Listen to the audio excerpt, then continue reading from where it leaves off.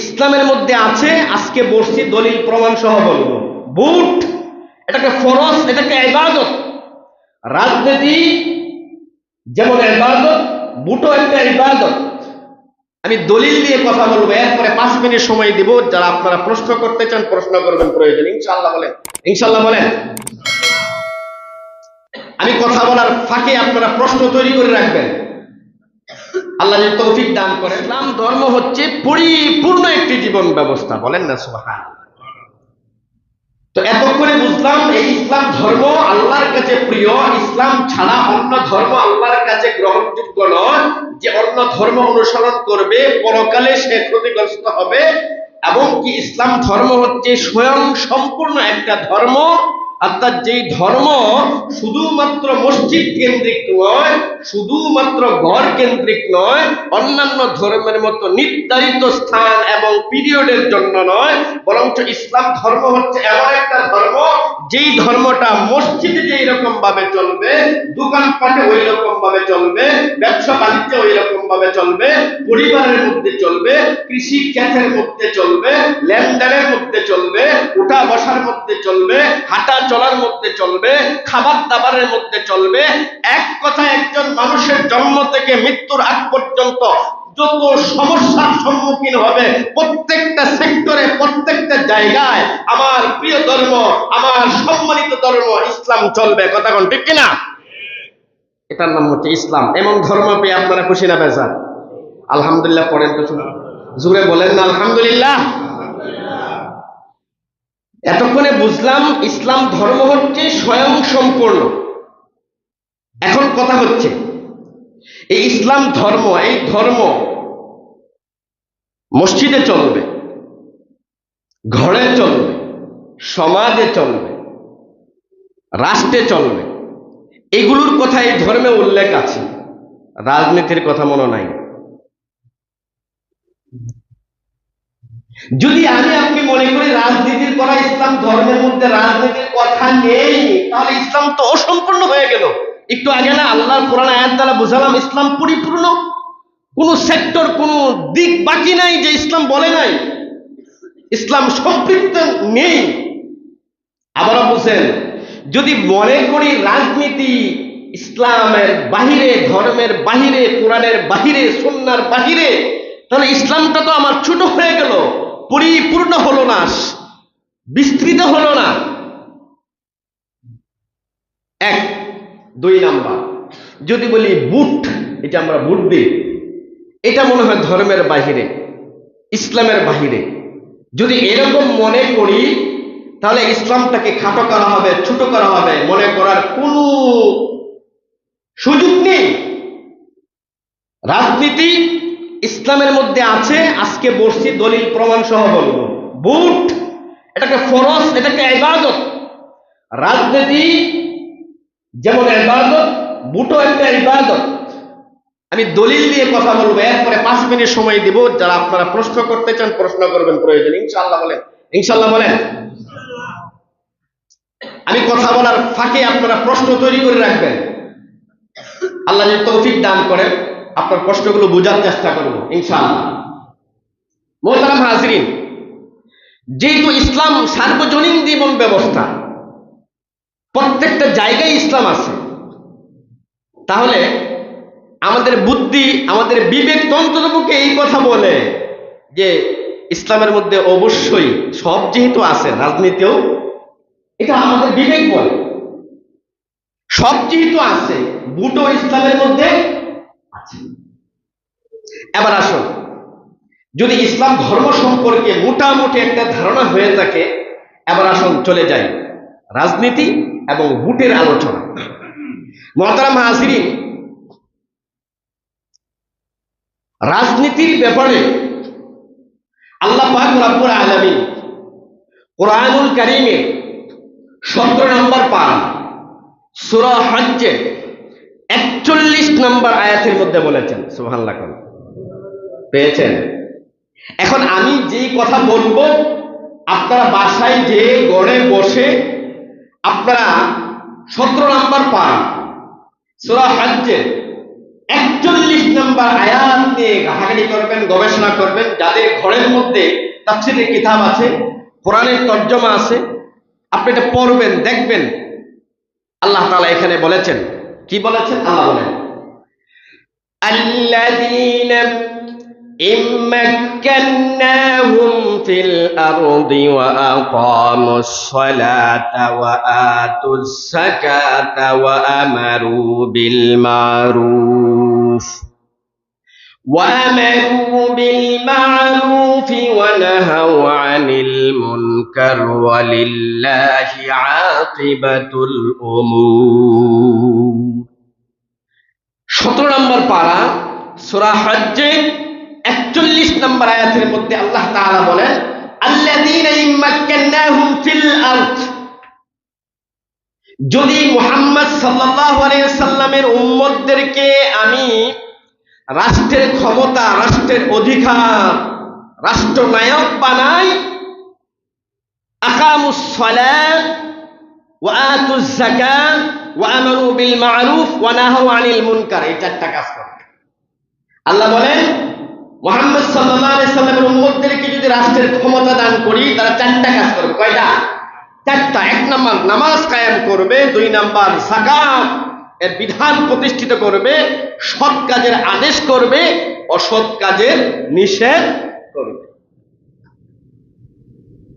এখন নামাজ প্রতিষ্ঠা করা, যাকাতের বিধান শরীয়ত সম্মতভাবে বাস্তবায়ন করা, সৎ কাজের আদেশ করা, অসৎ কাজের বাধা প্রদান করা, এটা একমাত্র সম্ভব যদি তার কাছে দেশের ক্ষমতা, রাষ্ট্রের ক্ষমতা যদি থাকে, তাহলে সম্ভব। রাষ্ট্রীয় ক্ষমতায় যেতে হলে রাজনীতি ছাড়া সম্ভব না, রাজনীতি ছাড়া সম্ভব না। এই ব্যাপারে যদি আরো আলোচনা করে অনেক দূরে চলে যাবে, বিস্তৃত আলোচনা, ব্যাপক আলোচনা। আমি শুধুমাত্র সংক্ষেপে আপনাদের সামনে এতটুকু উপস্থাপন করলাম যে রাজনীতি করার জন্য আল্লাহ সুবহানাহু ওয়া তাআলা সূরা হজ্জের 41 নম্বর আয়াত 17 নম্বর পারায় আল্লাহ তাআলা বলছেন, ইসলামের রাজনীতি আছে।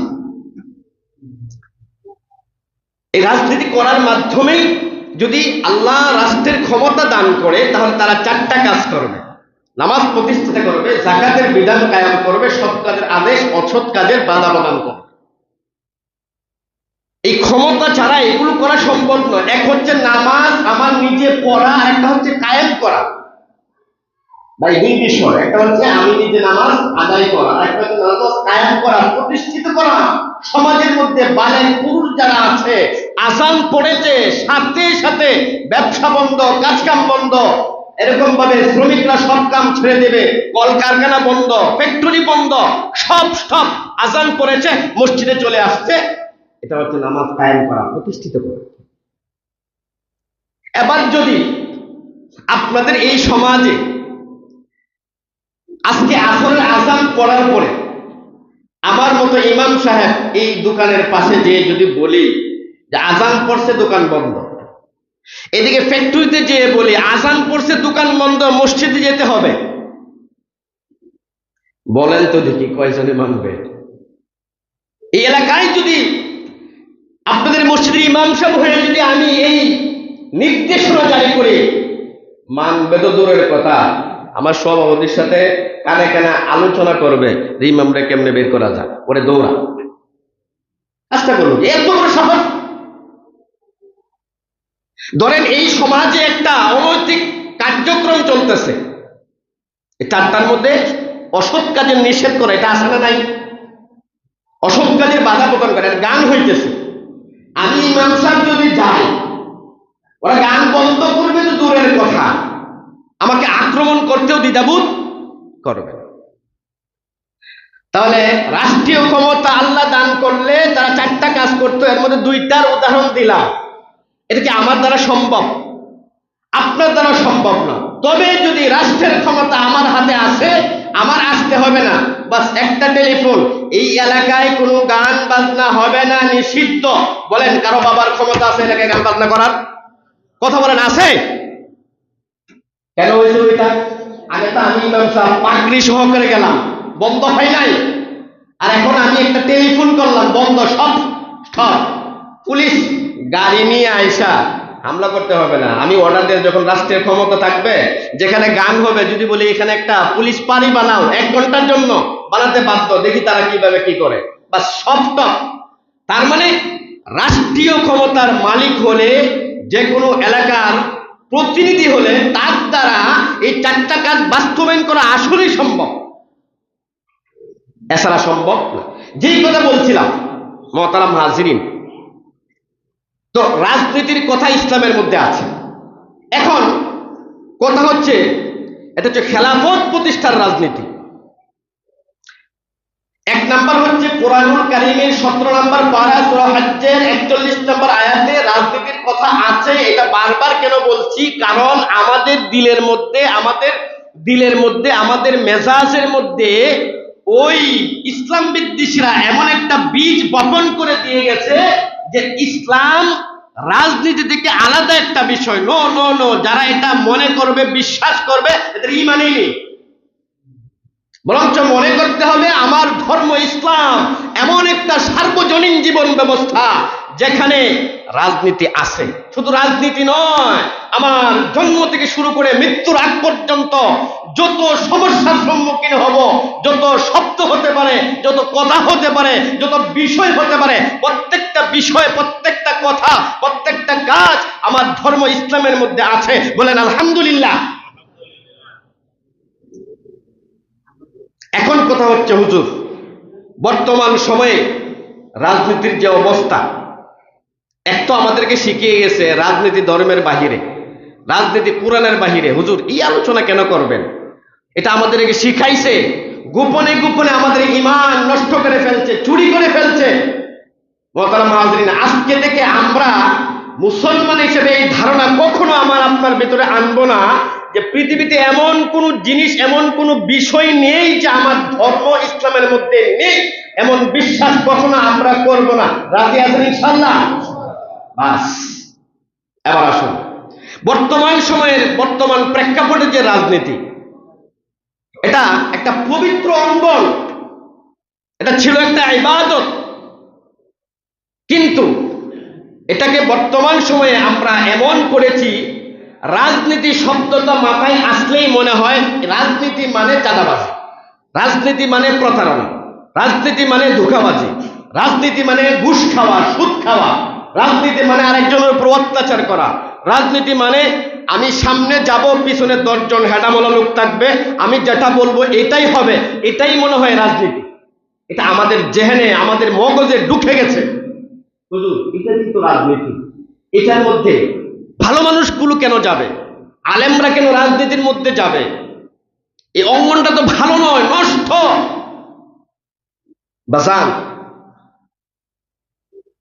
মনে করেন আপনার মাথার মধ্যে একটা অসুখ হয়েছে। এখন যদি মনে করেন যে গলা কেটে ফেলা, মাথাটা আলাদা করে ফেলে দেওয়া, এটাই এই অসুখ সমস্যার সমাধান, এটা বোকামি হবে। বরঞ্চ আমার আপনার উচিত হবে কোনো ডক্টরের কাছে গিয়ে ঔষধ সেবন করে মাথাটাকে সুস্থ করা। কেটে ফেলা এটা সমাধান নয়। ঠিক ওই রকম ভাবে বর্তমান সময়ে রাজনীতির অঙ্গনগুলো যেই রকম কুলুষিত হয়েছে, নষ্ট হয়েছে, নীতি বিবর্জিত হয়েছে, এটার মধ্যে যদি সমাজের ভালো মানুষগুলো না ঢুকে, ধার্মিক মানুষগুলো না ঢুকে, সৎ নিষ্ঠাবান মানুষগুলো না ঢুকে, তাহলে ওই দুর্নীতিবাজরা, তাজাবাজরা, লুটতরাজরা, এরকম বিবেক বহির্ভূত কাজ যারা করে, ইসলাম বিদ্বেষী কাজ যারা করে, নাস্তিকরা, আল্লাহদ্রোহীরা, ক্ষুদাদ্রোহীরা, এই রাজনীতি নামক পবিত্র অঙ্গনটাকে কুলুষিত করে ফেলবে, নষ্ট করে ফেলবে। কথা বলতে কিনা? উচিত সমাজের ভালো মানুষগুলো এখানে যাওয়া। এবার আসুন, রাজনীতি যেহেতু ইবাদত, রাজনীতি যেহেতু ইসলামে আছে, কোরআনে আছে, এতটুকু তো বুঝতে পারছেন। বলেন তো কত নম্বর আয়াত, কোন সূরা? 17 নম্বর পারা সূরা হজ্জের 41 নম্বর আয়াতে রাজনীতির কথা আছে। এখন যারা বলে ইসলামে রাজনীতি নাই, যারা বলে কোরআনে রাজনীতি নাই, এদের কথা মানবো না আল্লাহর কোরআনের কথা মানবো?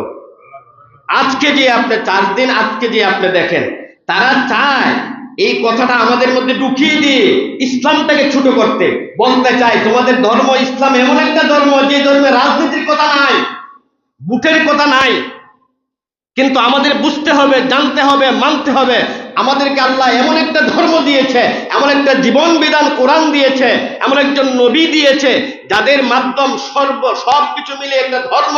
এই ধর্মের মধ্যে এমন কিছু সেক্টর, এমন কোনো বিষয় নেই যে নেই। আলহামদুলিল্লাহ বলেন।